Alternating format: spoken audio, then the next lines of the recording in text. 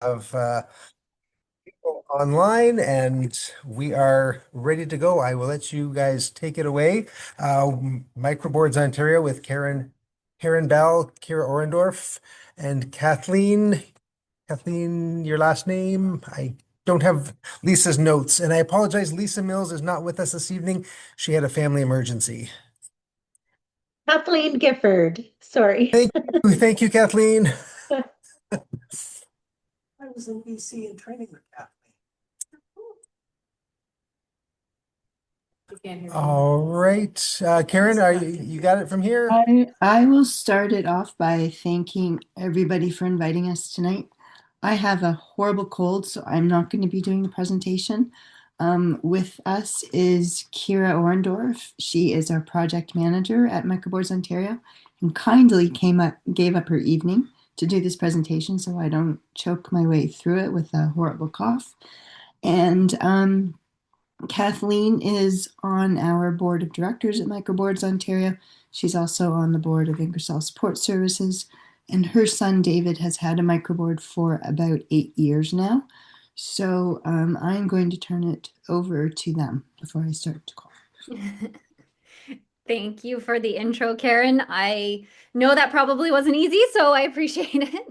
And yeah, thank you everybody for being here with us tonight. We are really excited to let you know a little bit more about microboards, just what they are, why they are why they are a good tool for moving forward for succession planning, and we'll just teach you a little bit more about them. And then we are very lucky to have Kathleen here with us as well, who always gives a lovely perspective from the parents' point of view. So feel free to ask us questions as we go along. We're always happy to answer, and I will move on to the first slide, unless Kathleen, you had anything you wanted to add. No, let's move forward. Thank you. Okay. So, in case you are wondering, what is a microboard? So it's really exactly what it sounds like. It's a micro, so a small board, so board of directors, and it is a not-for-profit corporation.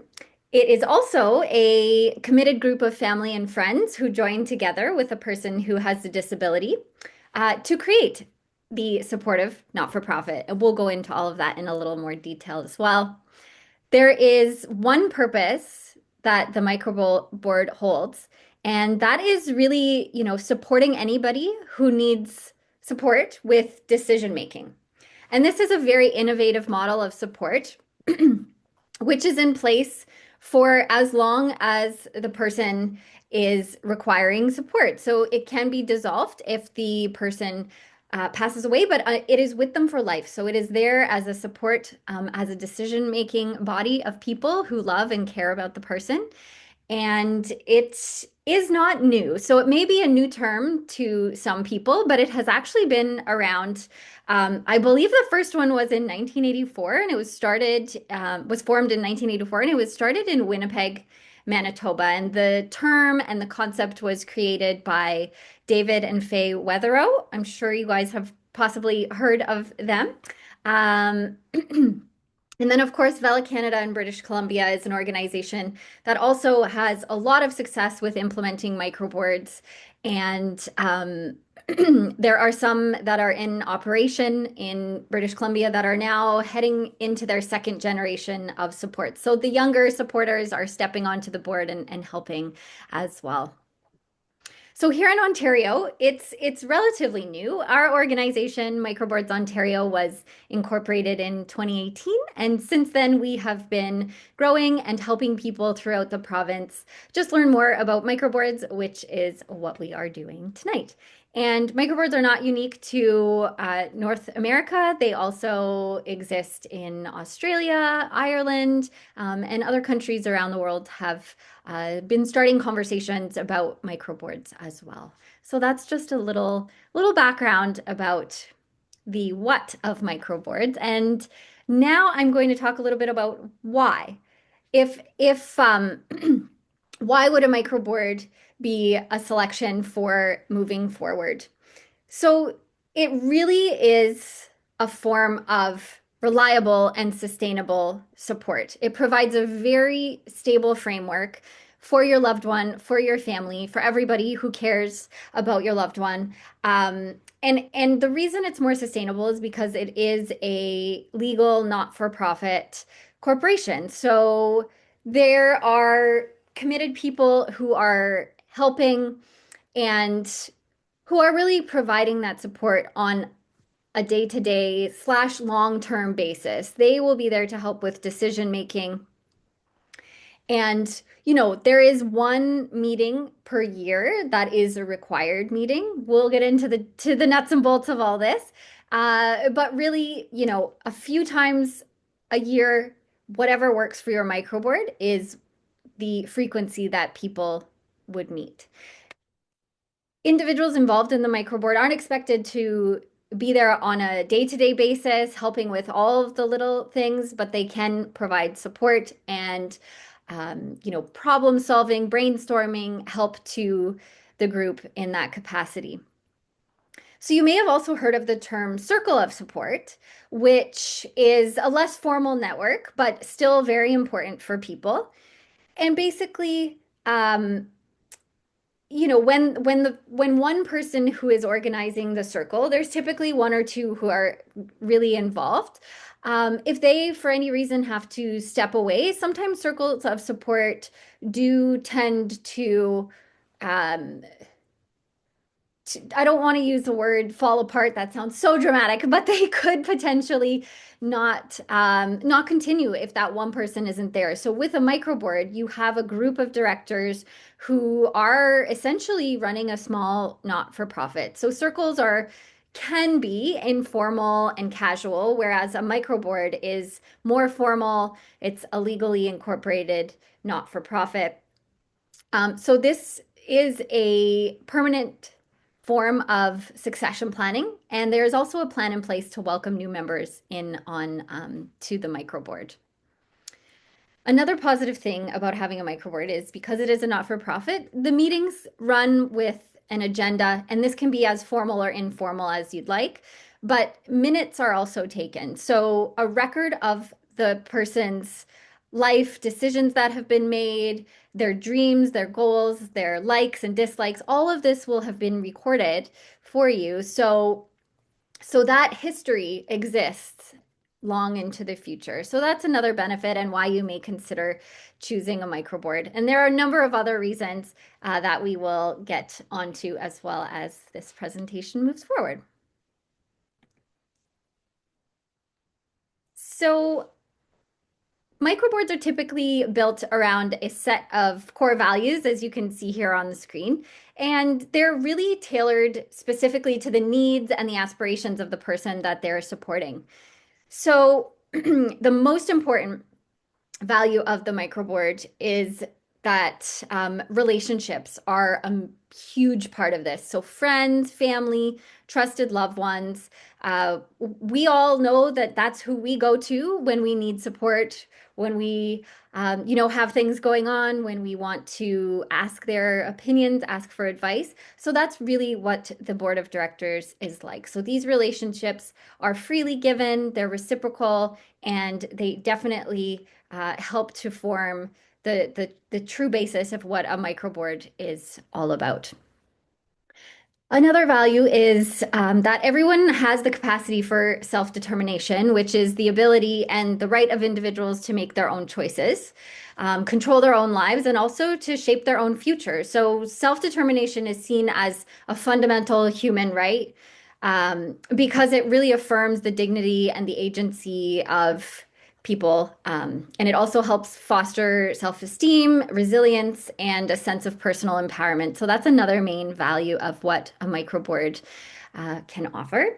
And people on microboards rely on others to help them achieve their goals. And it's really important to ensure that the person who the microboard is for, that their preferences are respected and considered, and that they're heard and understood. And everybody has the ability to contribute to their community. And that is one thing that a microboard also can can assist with and provide more opportunities for as well.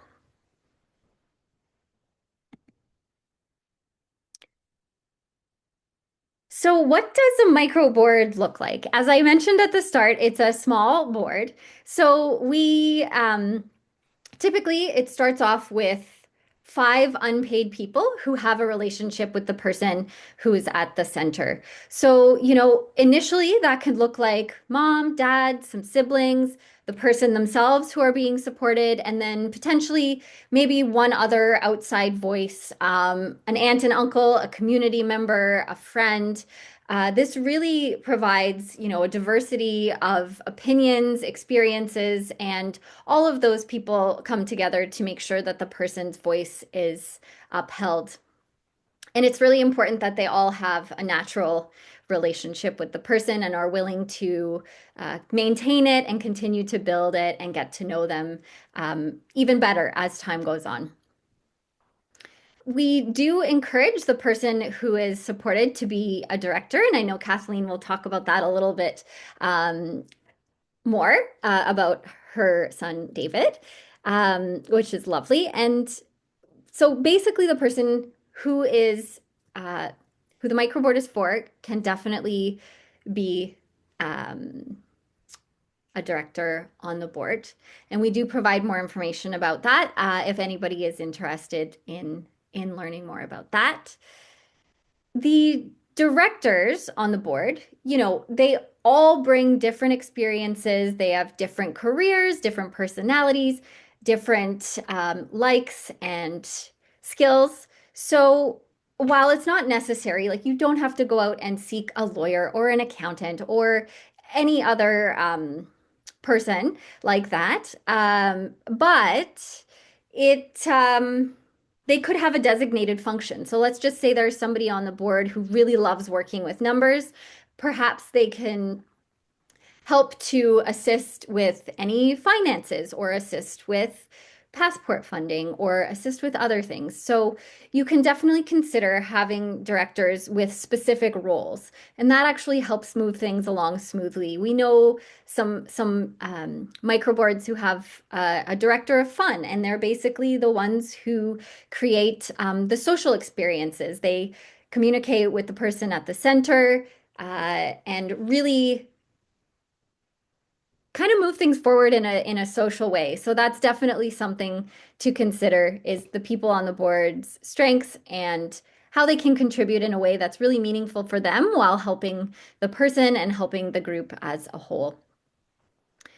So generally, there is only one microboard per person. However, there are some families who would like to create a microboard for 2 people, which is totally possible. Of course, each individual is so unique. So when you're creating the microboard, yes, it can have one name. Yes, it's one structure, but it's always important to consider the 2 people who the microboard is for and allow them their own space.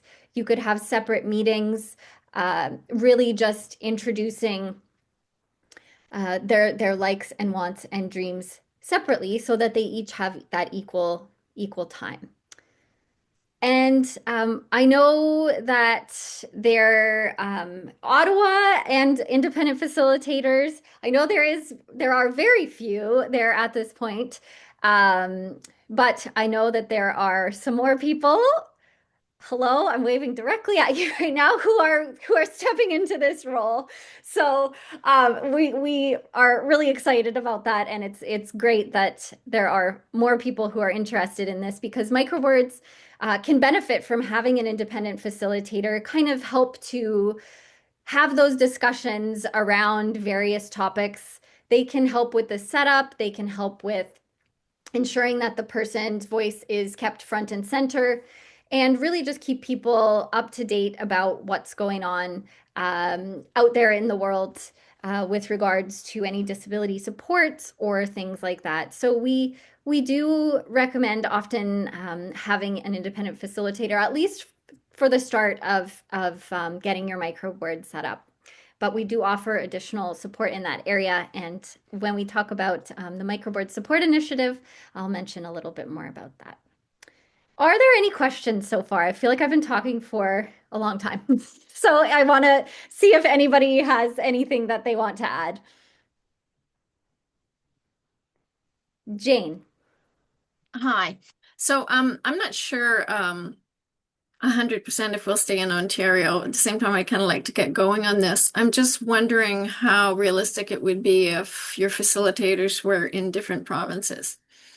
Yeah, that's a great question. So I think a lot of facilitation nowadays, especially given what we had to deal with over the past few years, uh, a lot of it can be done virtually. So you can continue your relationship with the facilitator uh, from a virtual standpoint as well. Yeah, and they can still be there for you regardless of what province you're in.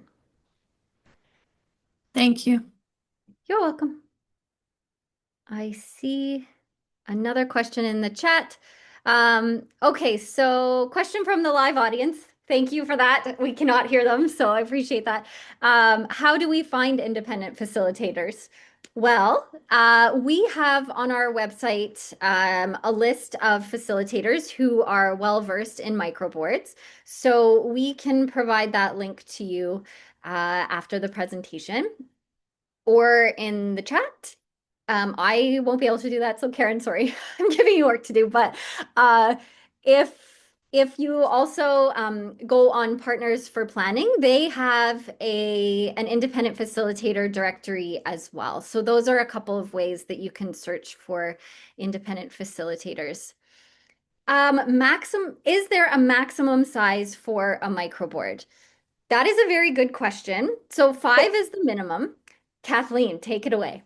Yeah, so David has an incredibly large board. He didn't start out that way, but his mom and dad and his two sisters wanted to be on the microboard. David is a director on his microboard, and then there is three other people, four other people. He has nine. We're starting to realize that's too big.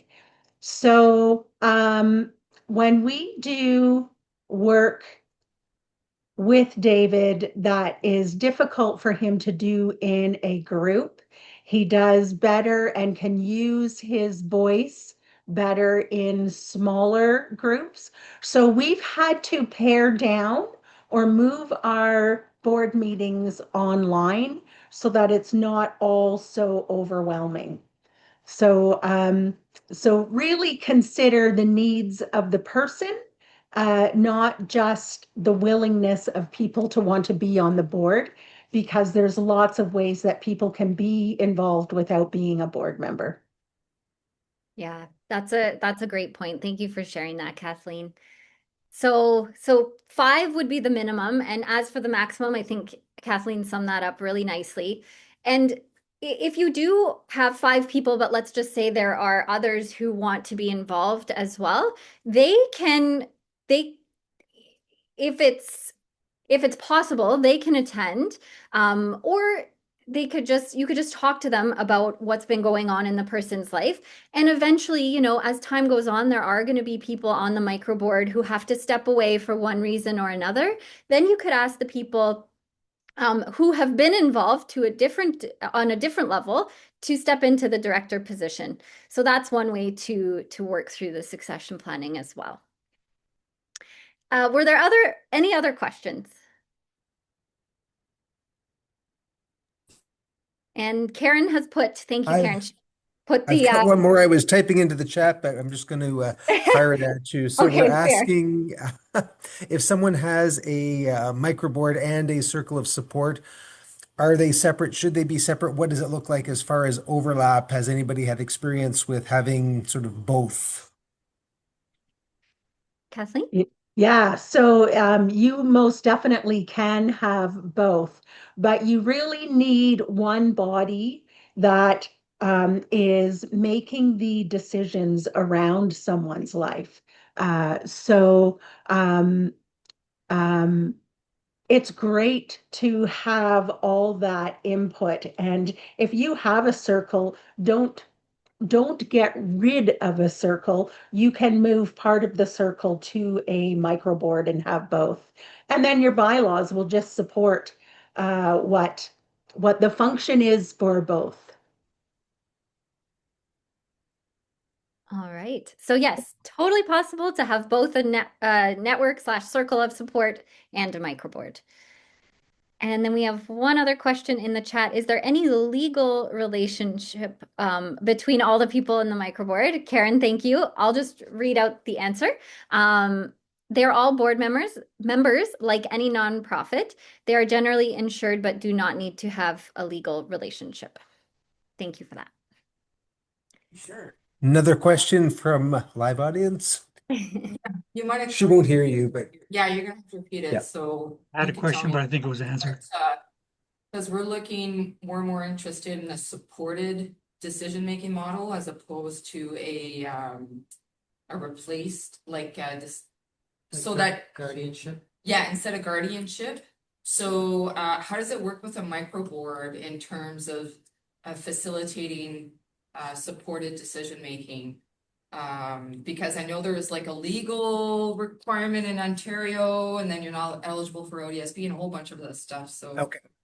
Right. Get this and then get some correction if we need to, but with a microboard set up with supported decision-making versus guardianship, how does it work? Is that how would it work?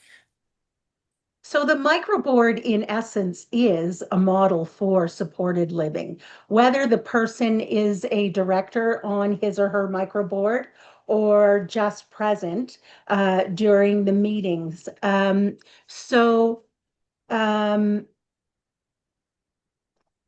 microboard oftentimes is confused with guardianship, but is nothing like guardianship. It is a vehicle for that person's voice.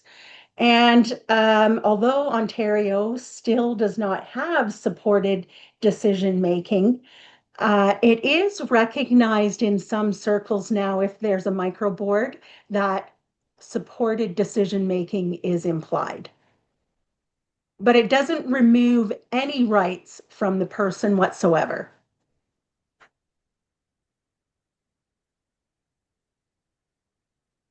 All righty. Thanks, Kathleen. So next, we are going to talk a little bit about the fiduciary role of a microboard and really just what the ethical and legal responsibilities are of such a board. So basically, the microboard has to uphold their purpose and mission, which is, of course, supporting the person at the center. They have to act with the person's best interests at heart, of course. And while they're doing so, they also manage the nonprofit. So we haven't yet talked about this, but the microboard can be the employer of record. So once it is incorporated, you can hire an independent contractor or an employee through the board, and basically the payments would go from the microboard to the employees. So it can be the employer of record. A microboard can also receive and administer any funding. Right now, passport funding can be flowed through the microboard. It can also enter into contracts with service providers and manage any home and residential support. So those are some responsibilities of the microboard. Legally, it has to have an annual general meeting once a year. So those are for the members of the microboard to attend. And then the directors can also have meetings throughout the year.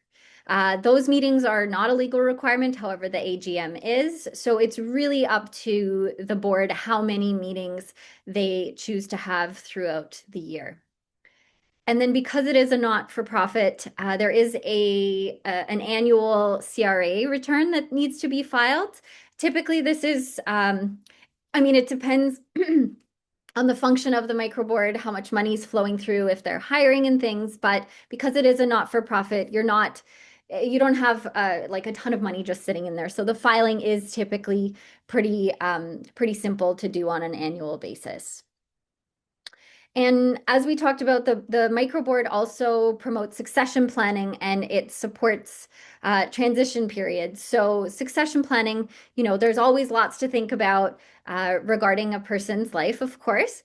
But when you have a group of people who love and care for the person and each other, then this becomes easier. There are meeting minutes, as I mentioned, to kind of record everything. You're looking into your social network to see who else may want to join the microboard in the future.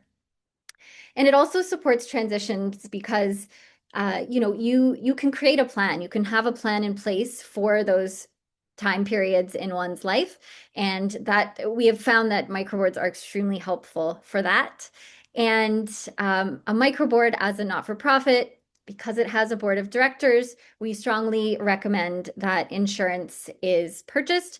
And that protects people's personal assets, but we will get into that a little bit more on this slide.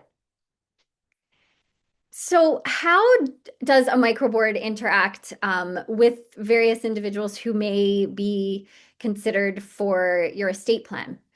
So the microboard itself cannot be a power of attorney or a trustee, but powers of attorney and trustees can sit on the board as directors. So they can all interact with each other. They know what's going on with various parts of a person's life.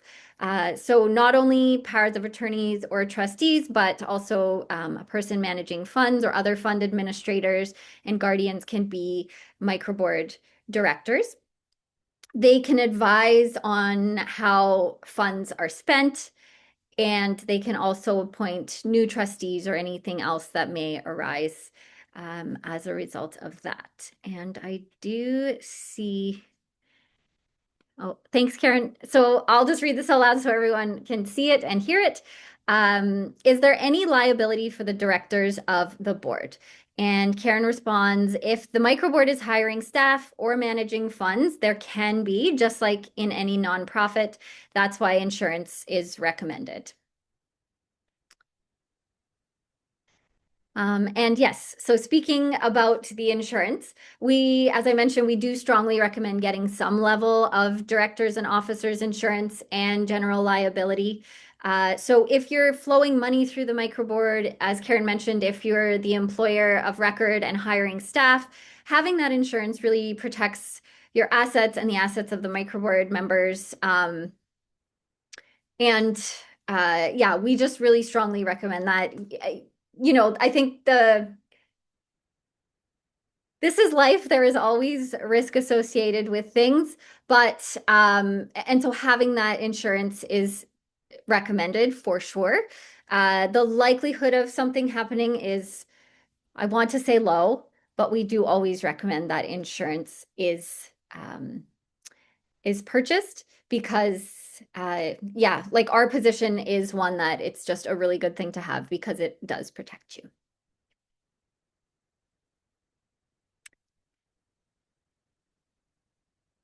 All right.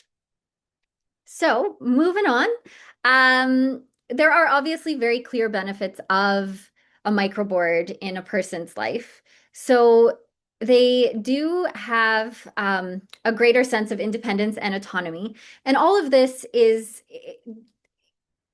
part of a research study out of the University of British Columbia in 2020. So they did find that a microboard provides the following benefits that you see on the slide here. And we've also heard similar benefits from people with a microboard here in Ontario. So they do, as I mentioned, create a greater sense of independence and autonomy because the whole group is focusing on what your loved one wants for their life. So the microboard members are supporting them in living and working and engaging with their communities in ways that are really tailored specifically to them. Rather than using a one-size-fits-all approach. So it really creates a space for your loved one to communicate in whichever way they do and to grow and to pursue their dreams. They are also empowered to make decisions and to express their goals. We talked about having a minimum of 5 directors. So this is a supportive group of diverse people and perspectives and voices. And sometimes the person who the microboard is for may feel more comfortable talking with one person and sharing certain things with that one individual.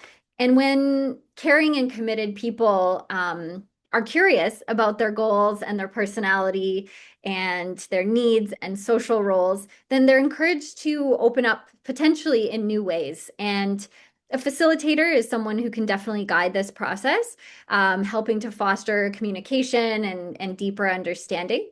And we've found, sometimes parents learn new things about their loved one that they uh, may have not expressed to them, but have expressed to another person on the microboard. Kathleen.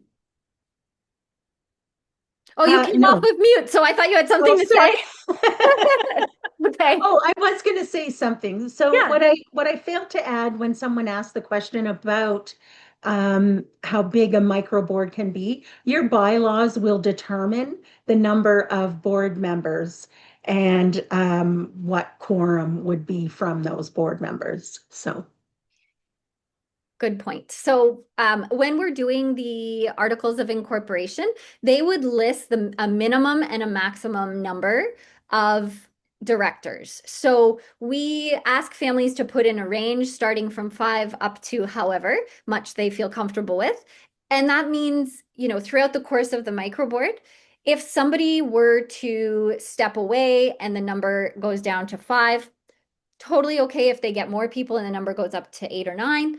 That's okay. The family does not need to file an amendment and change the articles of incorporation to be in compliance. As long as you're well within the range, that is the recommended procedure for directors.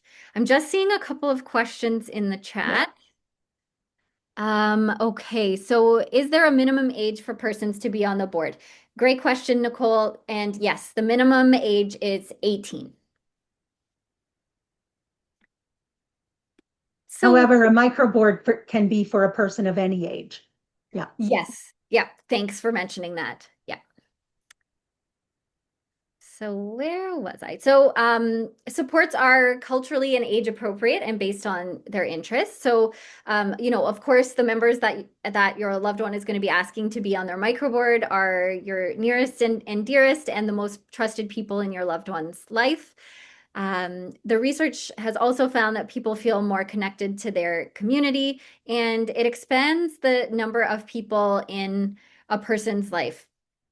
So they can potentially be getting introduced to new people depending on what their interests are. Let's say they have an interest in trains, and one of your microboard directors has a friend who works at a train station. So really, by having those connections, your loved ones' connections themselves can grow as well. And it also reduces the chance of a person going into crisis. So we talked about those transition periods earlier. We talked about succession planning. So there will be one of the things that microboard directors discuss is planning. So there will be a plan in place should anything happen in the future. All of that would be sorted out ahead of time.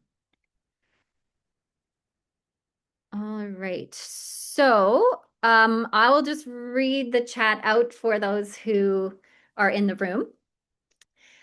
So you would put in the planning that a younger sibling not yet of age can join the board once they reach the age of majority. That's how I understand it. And yes, so you can make that provision in the bylaw and keep an open space for the sibling who may not be 18 at the time the microboard is created. So you can have guests attend the microboard meetings. They, of course, wouldn't have any voting rights, but they can be there to learn more about your loved one and about microboards in general. Okay, Kathleen, I'm turning this over to you very soon. but we'll just quickly talk about the benefits for family and for caregivers. And there are a lot. So it reduces pressure and stress, not only right now, but well into the future. So, a lot of the time there's planning and logistics and support and care, all of that can fall on one person. But this dedicated support group offers, reassurance that your loved one will be cared for even when that one or two people can no longer provide the same level of support in the future. So this commitment of all of the directors around you really brings peace of mind, and it allows families more time for themselves in the present. So parents can often, take a little bit of a break at times and even go on a holiday as new things become possible when others are helping to share in these responsibilities. And it also eases the transition of siblings into the primary support role. And so siblings can be a microboard member long before they move into the role of chair. So they don't have to step in and do everything that mom and dad did.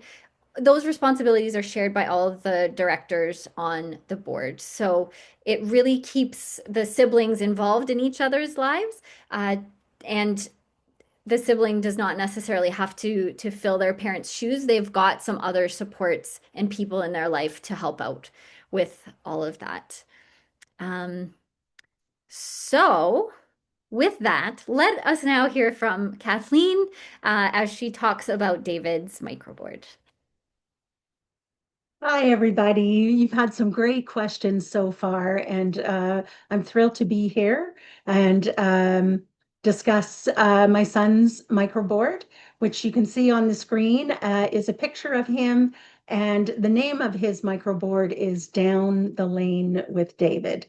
Um, and we came up with that name um, because our son loves to walk. He loves Van Morrison. And so we thought Down the Road, which is his favorite Van Morrison album, would be great. And of course, we couldn't incorporate Down the Road. But David came to us through adoption, and his biological name was Lane.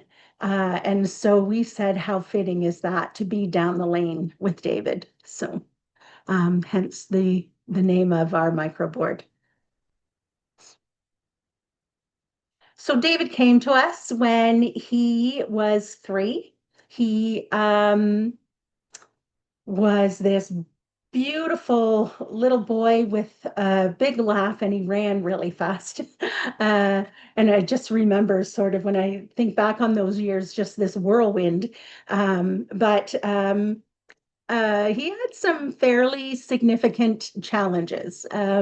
David was and continues to be nonverbal, and due to brain injury, and has some very significant intellectual challenges as well that really make life hard for him.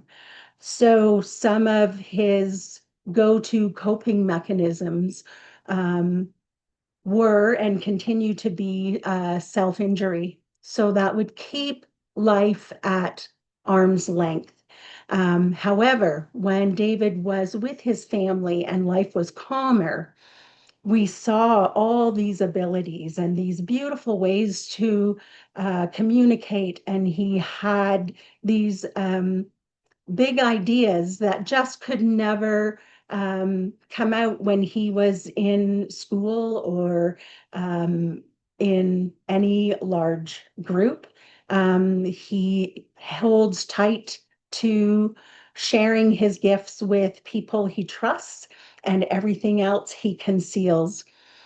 So I had learned about microboards, and before I was David's mother, and didn't know David for very long before I realized a microboard is going to be in David's future. As he started to grow and we started to realize just how much of life had to be custom fit for David. Um, then we started to realize that the microboard, he just needed this big, not big, but he needed this core group of people that could help carry his voice. And it was even bigger than mom and dad. So we just needed people to invest in David, with David with us. And I keep forgetting always to point out these pieces of art that you see are my son's paintings. He's a wonderful artist and does a few exhibits and um, he paints. I'm sitting in his studio right now. So he has these beautiful gifts that never show up when he doesn't have that trust and love around him. The microboard we also knew could help hold not only David's story, but David's dreams and wishes. And um, David was very clear once he moved to Ingersoll that he didn't want to be part of any other town. And when we would try to make him comfortable with other towns when he was younger, he simply just wouldn't get out of the car. And if you got him out of the car, it would be just you couldn't do what you were there to intended to do. So David would walk. David learned to do his banking. David would make purchases. He would smile and greet other people. He would use his iPad to order his lunch. Had all these beautiful gifts. And as soon as you took him where he didn't want to be, all of that would just shut right down. And if you insisted, he even had other resources that he would use, like he would just put himself to sleep. So um, his sisters didn't want to, I guess, inherit his care. I know those words are mine, and when I say those words, it sounds a little horrible. They absolutely love their brother and feel ill-equipped when they would see what their dad and I would do. So when we started to talk to them about a microboard and what that was, we literally just saw their shoulders come down. They really just saw right away that this was a vehicle that could help them be close to their brother and protect his vulnerabilities, and they didn't have to do it alone. There were other people that could assist in that. So the reason I said that doesn't sound great, that they didn't want to inherit his care. What we learned from David was he did not want his sisters to be support workers. And so he helped us, and all three of them together helped mom and dad realize it's really important to protect that brother and sister role. And any help that needed to be for Dave in terms of support had to come from people that he chose and was comfortable to be there. I feel like I'm jumping all over the place. I better just zero in on a slide and see what I'm supposed to be talking about. Um, Oh, it's all good. I think I moved forward a okay, little bit too quickly. So this was the last one with the sisters, okay. and then here we Yeah. go. Okay. So along David's growth journey, he reunited with his biological parents, which was a beautiful thing. And when we met his biological parents, we learned that they fought to keep him, that they looked for him every day that he was gone, and that they loved him so much. So when we developed Dave's microboard, We left two seats open for a membership. So I think David was like 18 or 19 when he met his biological parents. So in essence, they missed his childhood, but David still had so much of his life to unfold that his biological parents could be in a decision-making seat that could help David shape the rest of his life. And those seats remain there today. His parents have not yet taken him up on that offer in a formal way, but we discuss it a lot, and they just dreams and wishes for him come out the more time we spend together. So um, we feel quite proud of that for David, because when David met his biological family, although he hadn't seen them since he was a small boy, he knew in his heart who they were, and demonstrated that within the first 30 seconds of meeting them face to face. So we hold those two seats for them. Um, I think I'll talk about David's role on his microboard. So we named him a director, even though we weren't sure that was what he wanted. He didn't have any communication at that point that could indicate that. What we did know is we wanted him to have as much power over his life as possible. So we decided to take at least a year to see how David would grow into this role. And so we did a few different things. David hated to be at the meetings. He did not care a lick about setting up the bylaws and what that would look like. So we, muddled through that work without him. We tried, okay, maybe if he went for a walk first, take care of some of that energy, maybe he would like to be part of a board meeting. That didn't work. We thought if he brought support and knew that he could leave anytime he wanted to, and that didn't work. And so we just thought, okay, maybe he doesn't want this. My husband said, let's try giving him something to do at the board meeting. Makes me laugh. Um, and so there's no shortage of photographs of David encountering life. And so what we did was put together a slideshow of what happened in David's day-to-day life between the board meetings. And then we put it on his iPad, mirrored it with our TV, and put David in charge of it. And then we also did something else that's rocket science. We let him choose the food for the microboard meeting. And I think there's a picture of that when we get further into it. And ever since we made those efforts, and David got such great feedback from the other board members, he has been in full attendance at every board meeting ever since, unless he's ill. And there's been no turning back for him. So the other thing we did is made our board meeting look a little less threatening. So here's the very first meeting that David attended willingly and for the entire time. And we just spread people out. We said, we don't have to be around a table. We don't all have to be making eye contact. That seems to be a trigger for Dave.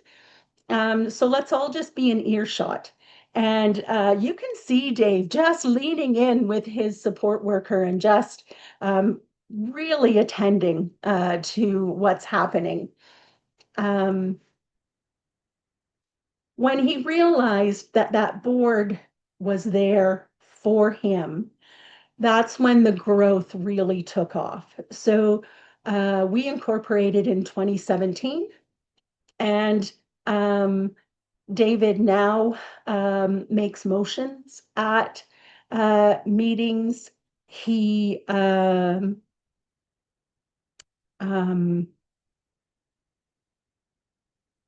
he has things to say that so far we still haven't been able to capture with his voice output on his iPad. But what's really happened was not only David grew, but the board grew in the way that David made his wants and wishes known. So when Dave makes a sound, or yeah, I think he just has to make a vocal sound. And the board sort of stops talking, and we lean into Dave and ask him, are we getting this right? Um, and he just has funny ways to show that if we get something right. I don't know why he chooses me. I'm just glad he does. He comes over and kisses me right on the top of the head. And if we get it wrong, he uses his voice to drown out any conversation.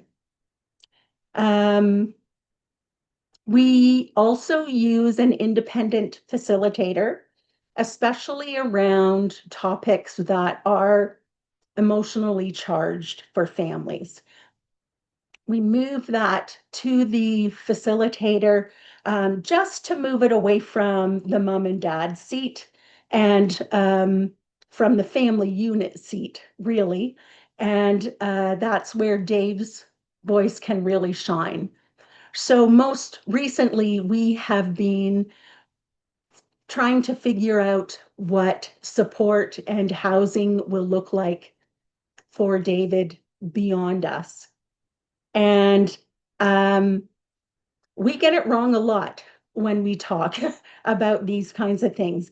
And David drowns us out. And so it was getting almost uncomfortable. And so I kept just checking in. Are we getting this wrong? Do you want us to stop talking about it?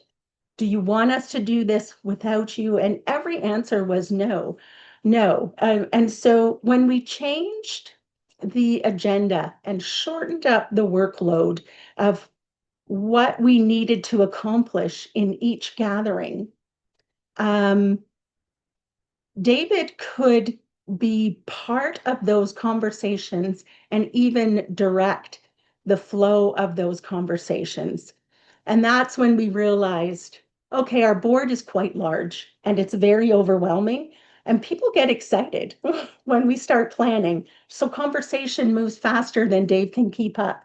So when we just dialed it back to the people, everybody attends, but not everybody is in the room.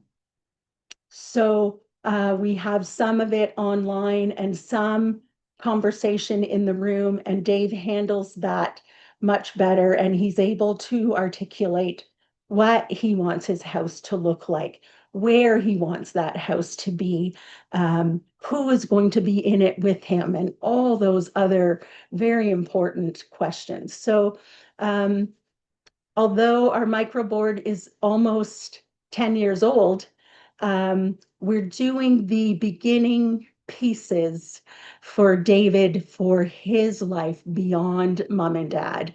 And I feel like we've grown together enough to accomplish this task. Some of the key things that the microboard has been very helpful with us is helping us hire new support workers.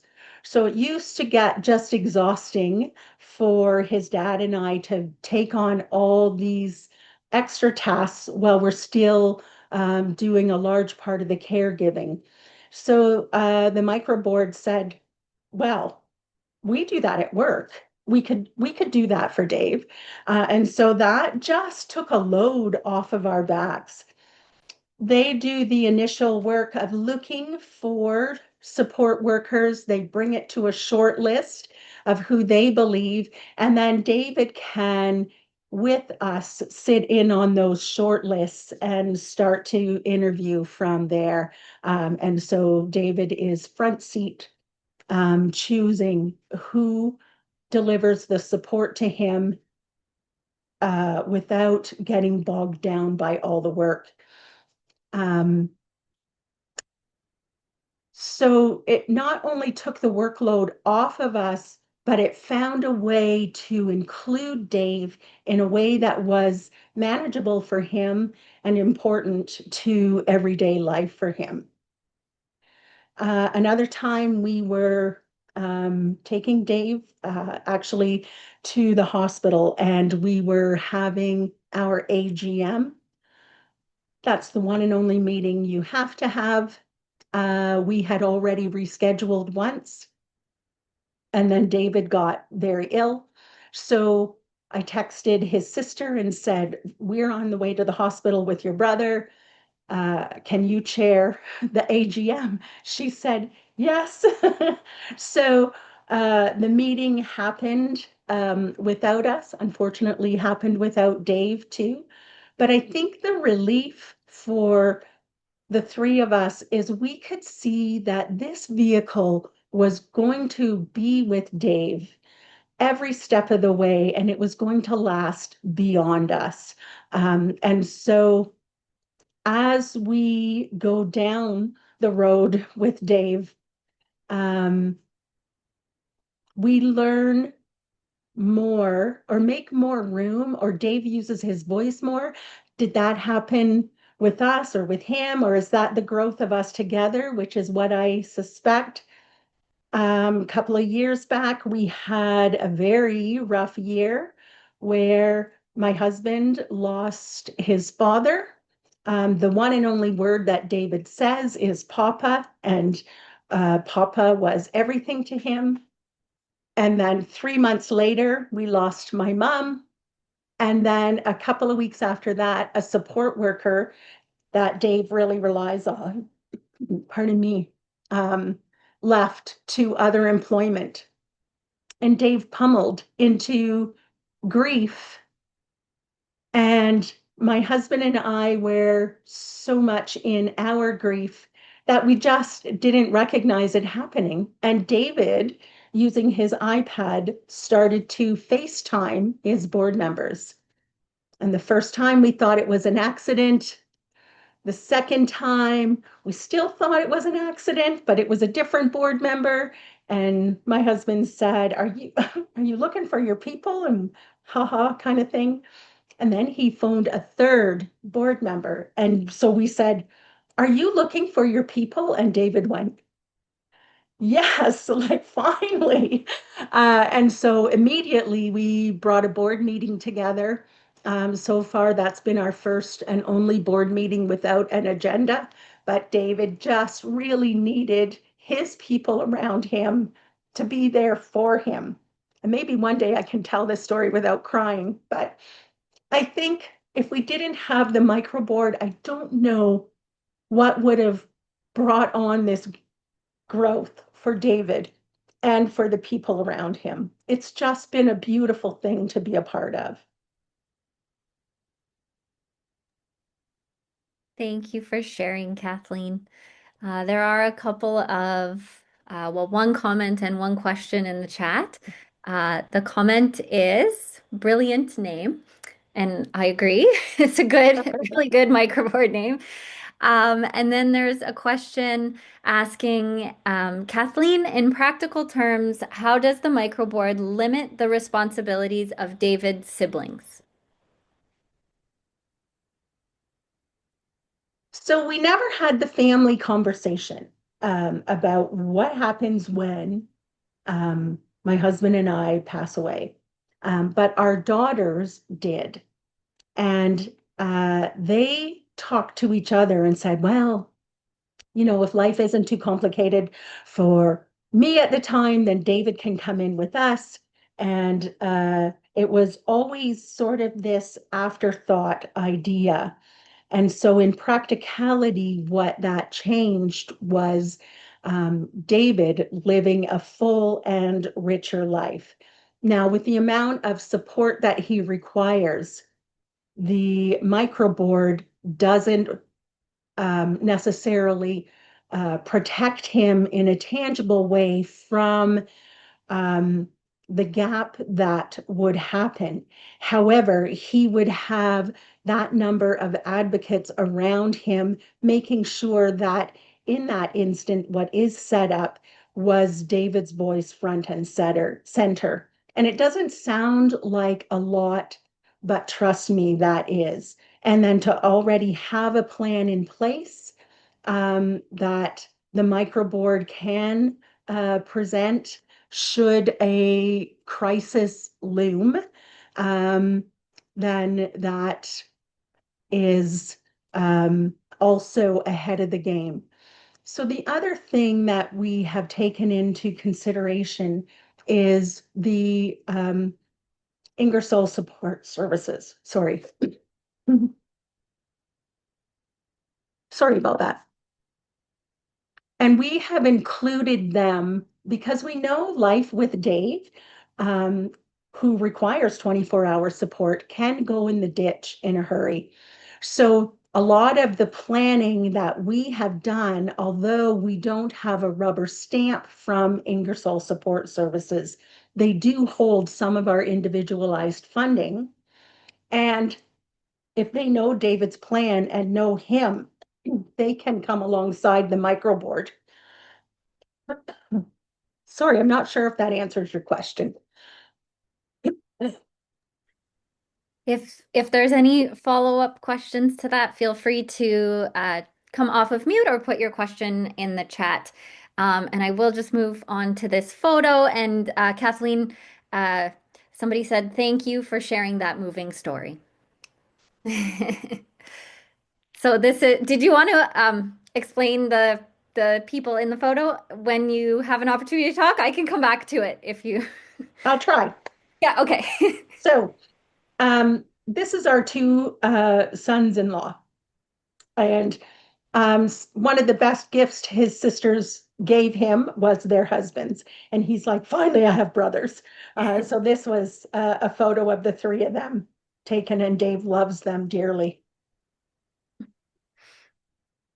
Thanks, Kathleen.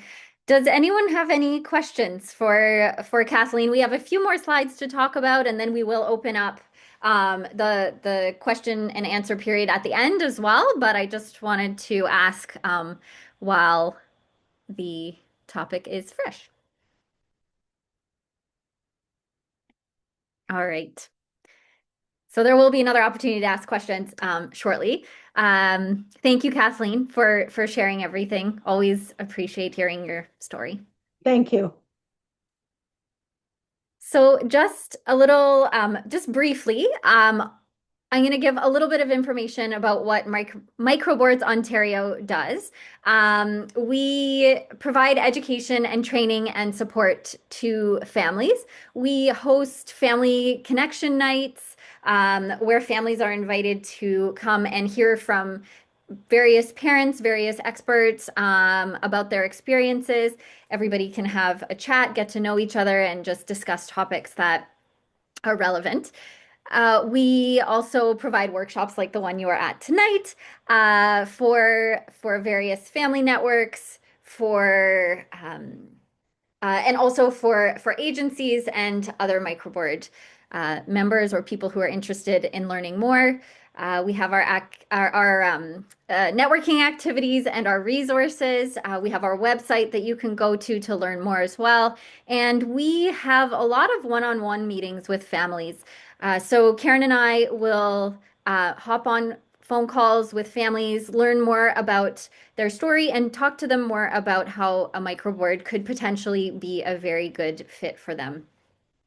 We also have resources and training for facilitators through Partners for Planning. They have a planning and facilitation collaborative where there is an entire module on microboard facilitation.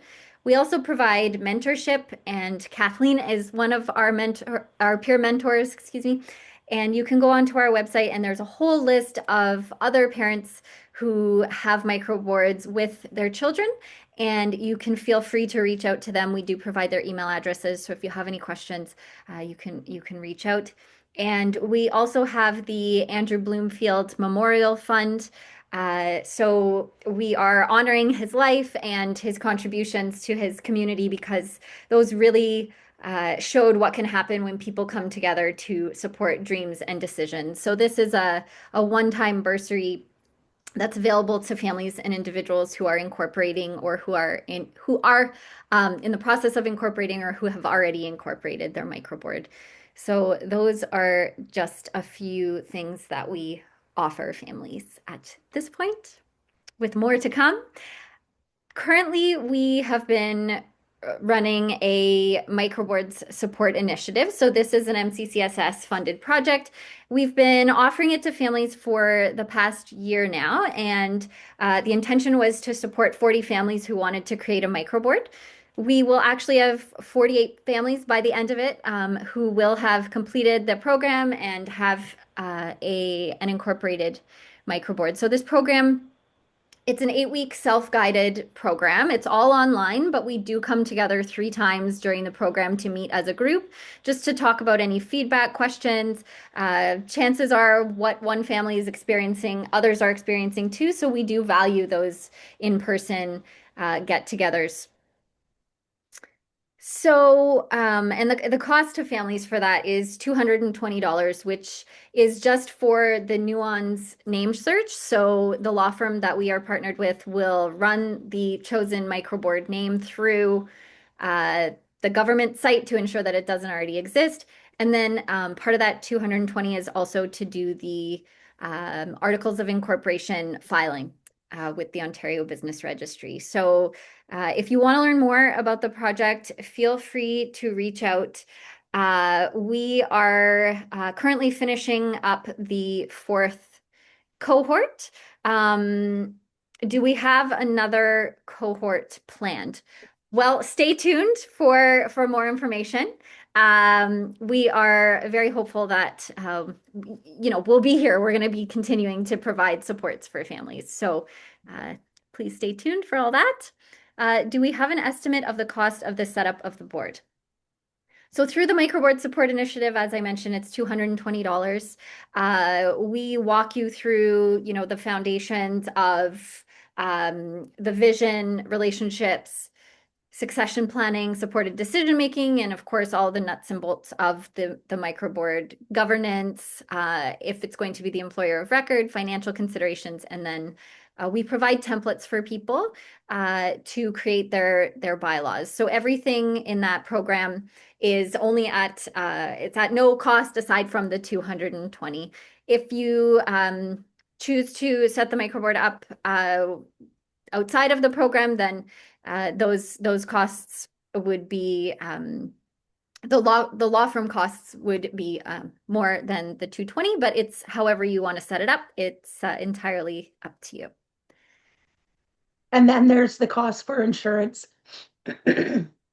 Yes. So once the microboard is set up, then insurance costs, I think 12 or 1300 a year. So. Yeah, great point.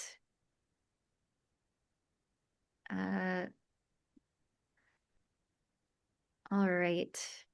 And then we will also be offering a Microboards Foundations program. And this is to support families with creating a strong vision for their family members' future and it will help to build some meaningful relationships around them. So it's for families with children under 30, for families who are new to Canada or Ontario, or for families who, for whatever reason, they live in a very rural part of the province.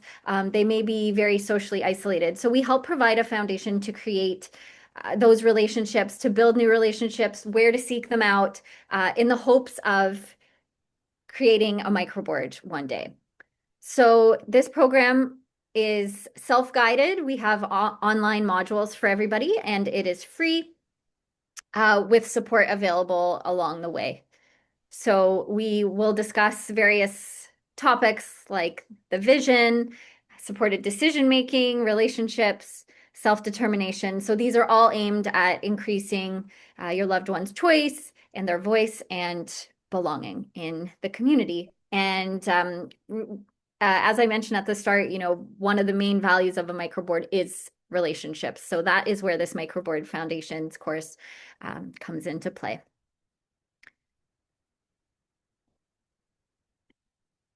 We also would like to quickly talk about a unique partnership that we have with an organization called Soaring Families. So it was created by a parent in Canada, and he's created what he calls the Pink Book.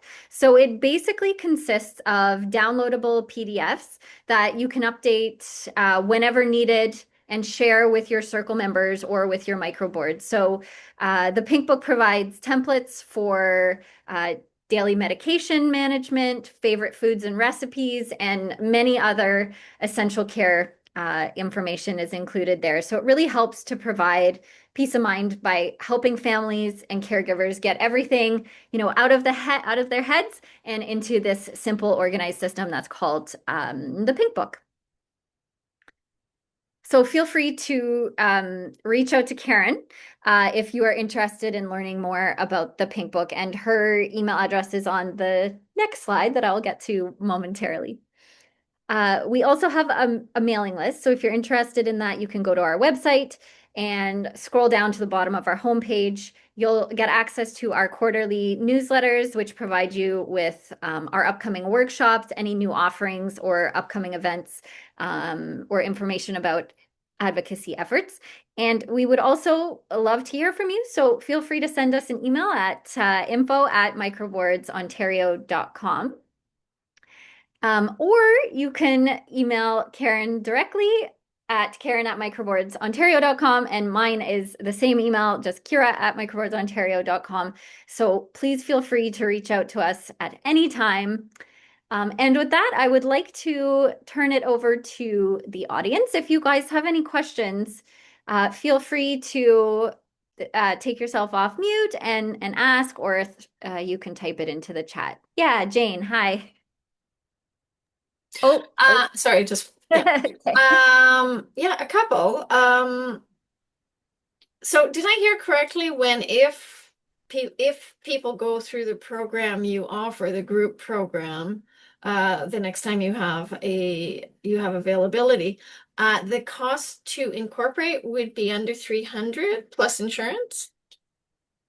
That's correct. So if you want to join the program, yes, it will be $220 for the nuance name search and for filing the articles of incorporation. And then at your discretion, we strongly suggest that families get the insurance, which is an annual cost. Right. And initially, do you need 5 members initially? Yeah, so one of the requirements for joining the microboard program is to have your directors already in place. And in preparation of that, Karen and I can meet with you and can speak with the potential microboard directors and just really answer anyone's questions before joining the program. And can a parent and the individual in question be included among those 5? Or does it have to be 5 separate individuals? Oh, no, definitely. Family members, the person themselves can definitely be included in the microboard directors. Okay. And if there's not a lot of work to be done initially, like in the first few years, is it okay if all they do initially is just have their annual general meeting? Yeah. Yes. Yeah, Okay. Kathleen, go ahead. Take it away. You've been through all That's this. okay. Yeah. So I know when we got Dave's microboard, we thought some we got a scare from a doctor when David turned 18. And so we knew we were going to build a microboard. And so we did quickly once we met this doctor. um, so, oh, geez, I'm sorry. What was your question again? If there's no work to be done initially by Right. the board, like, I mean, I'm sure over Yeah. time things would come up and it would be more apparent the usefulness. But at the moment, for me, this would be mostly if I drop dead. Right. shit So I happens. So I like to have it panic. in place. And I'm just wondering, can I do it now, even though there's not a whole lot for them to do maybe initially? Yes. Okay. Yes. I think people think let's get a microboard and let's get growing and let's get this figured out. I think what's really important is to just breathe. So take some time, let the person's voice direct what the board is going to do. So you might just meet socially and have an AGM. You might just be keeping those relationships that of people who have become board members alive. Um, so so that when life does come along with either an opportunity or a smack, your microboard is already groomed for working together and listening to that person's voice. So you just take as much time as you need once the microboard is formed and let the person decide what that microboard's going to be for.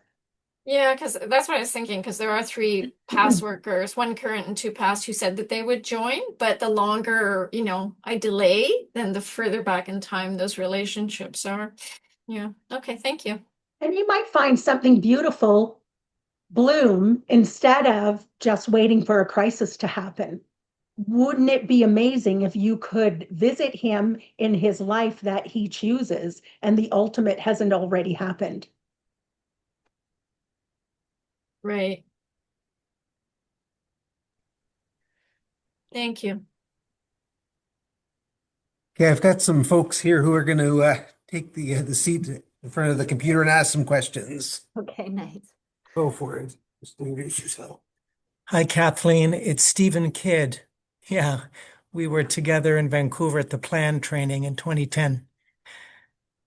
My question is, so you understand the support network that Plan promotes and trains for, and we've had one for our daughter Heather that we want to resurrect after haven't had it since the pandemic. And I'm still wrestling a little bit with the difference in concept between the support network and the microboard. Is it possible that a support network evolves into a microboard? We've said earlier that they also can complement each other. What's your take on that? How would you explain that? So, Thanks. so David kept his life very small. So he never had that social circle. He never had that friendship circle. We went straight to the microboard. I will say that in the length of time that we have been incorporated, none of Dave's board members have left. Um, and what I hear from circles sometimes is they wane if they're not incorporated. There's something about that formality of incorporating that really is the mortar for those bricks. So I don't know if that answers your question. So nice to see you, though. Yeah, likewise. That's very helpful. Thank you.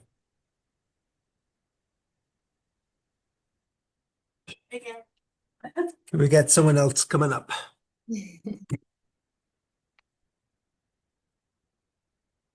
Hi, Hi I'm there. Michelle. I think I sat on another presentation where you were at, Kathleen, so I appreciate you taking your time to share your experience.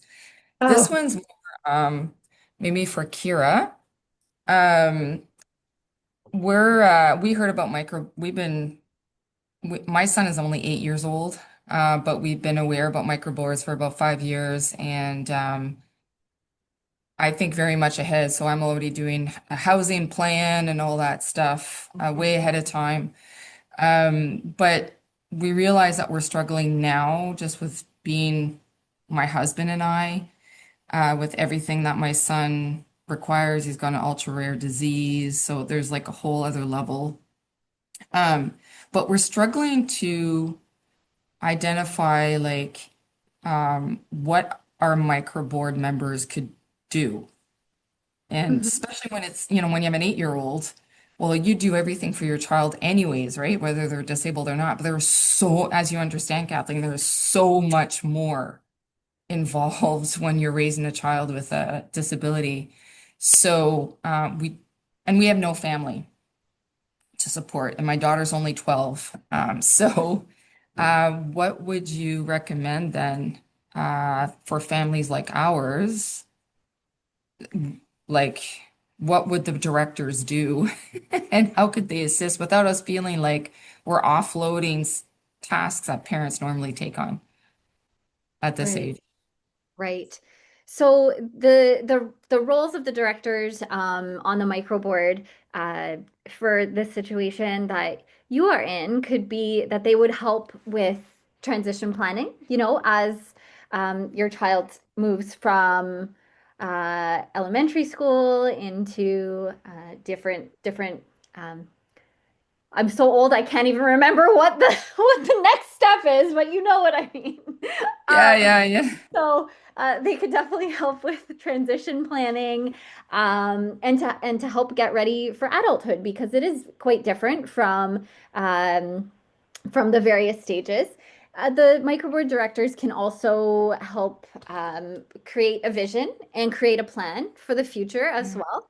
So those are some things that I would recommend. So we do have that foundations program that we're going to be offering in the spring. Yeah. If you want to join our newsletter, we will be putting out an announcement in the future. So I think those would be good places to start. Okay. Kathleen, if you have anything to add or if you have any other questions, feel free. And Yeah, thinking back, like if David was 8 and you heard about microboards, what would you have?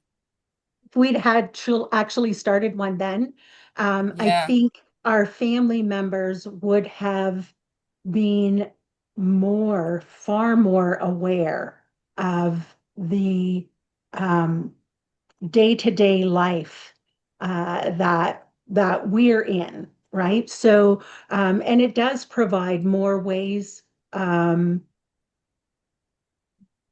to help, even if it's just understanding, even if it's just getting to know your son or daughter that much more. If they could be that other trusted person other than mom and dad when the chips fall down, or when your husband has to do an overtime shift and now you're doing a doctor's appointment by yourself with the child. What if somebody could come along with you? So I think it might be incidental at this point. I'm not going to say it's a magic wand, but people really do want to help. And when they know more, they can figure out where to plug themselves in, even. So it doesn't all have to be defined the moment the microboard is set up. So, like I said, just give yourself time to breathe, time to grow. My God, what if they were ambassadors with their sons and daughters on this school ground, and your child has that much more opportunity for making friendships at an early age? There's all kinds of things that a web can do like that. That's not, I guess, just oh, there, now I don't have to take care of that. It's just somebody sharing the load with you. Okay. Yeah, okay. That makes a good perspective. Okay. Um, and just to confirm, like this isn't like in order to incorporate, you don't need legal representation, you don't need support. You could, I mean, we incorporated our own business, private business, so we Yeah, know how to do yes, that. So we could do that ourselves, right? And we just pay the fee ourselves. Okay. absolutely. Yeah. Yeah. But we Board could go and to Microboards Ontario for some support on how to set it up and get those templates and stuff. I guess that's there. Okay, cool. yeah. Well, and Mhm. Michelle, we're in talks with the ministry right now about what comes next with our project and there and how it can continue to be a support for families um, of all ages. We've got a proposal in front of the Children's Side of Developmental Services now to replicate Oh, the incorporation project, but they're holding that until the bigger conversation happens within the ministry itself. So you've been really patient for a long time, but hopefully we'll have some good news in the next few months. Oh, that's great. Okay. Thank you. Thank you very much for Thanks for this, your by the way. questions. Thank you.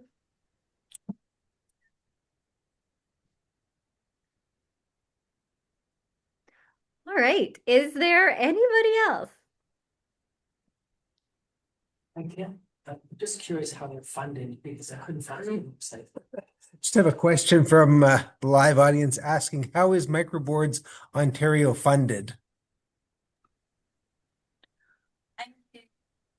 We have had some very generous agencies, one in particular that have supported our early days.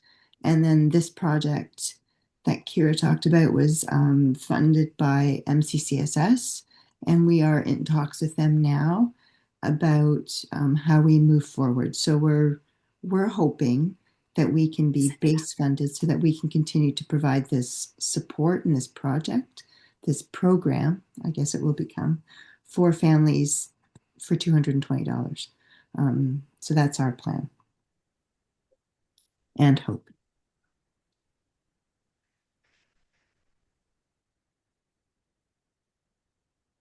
All right, we have a feedback link that we'll send out as a follow-up to everybody who is registered for the meeting tonight. If anybody has additional questions, you've got emails for both info at and Karen at Microboards Ontario.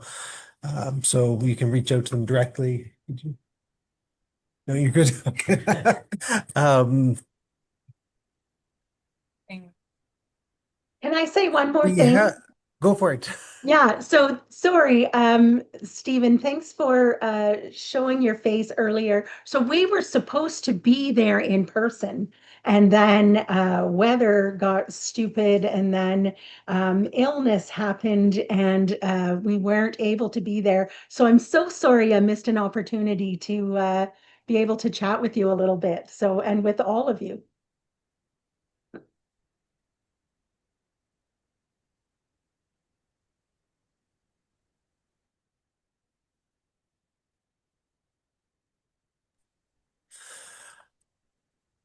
All right, and coming up, there's going to be an event on February 19th. We'll send out additional information. It's essentially a follow-up conversation about microboards. So we've got another family support network that's partnered with us, and they're going to be hosting that.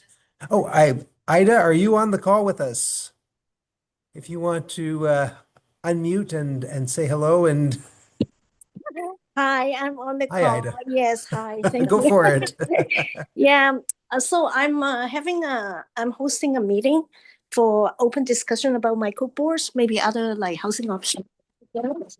And I can't remember exactly what day I have announced. I believe it's like February 19th, but it's on my Yes. website, which is Everyday Living for Us .ca. And if anybody's interested, please register.